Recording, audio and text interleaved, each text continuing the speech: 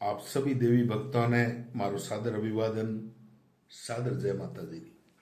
आज एक गीत प्रस्तुत करूं आप रे हमें मां भगवती रो। आ गीत री रचना रहलार एक पृष्ठभूमि है।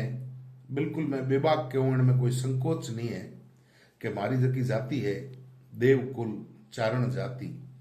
इन जाति रे मोने कई कर्म विजाति व्यवहार गिणो या और गिणो एड़ा हो रिया है। उन मारे हृदय ने वेदना हुई और मैं मातेश्वरी हूं अरदास करी कि हे मां, चारण ने जिन कर्तव्य पथ निर्वरण रो आप आदेश दियो उन आज क्यों चूक रियो है। हे मां, तू स्याय कर और इन जाति ने पाछी पथ माते ला ताकि आ देव जाति रो आदर्श स्थापित कर सके। तो गीत मारो स्वरचित है और गीत कई है ओटा टूटा आकर जो भी है मारे हृदय री वेदना व्यथा मातेश्वरी मां भगवती करणी जी रे आगे मैं अरदास करी है जकी आपने सुनाऊं।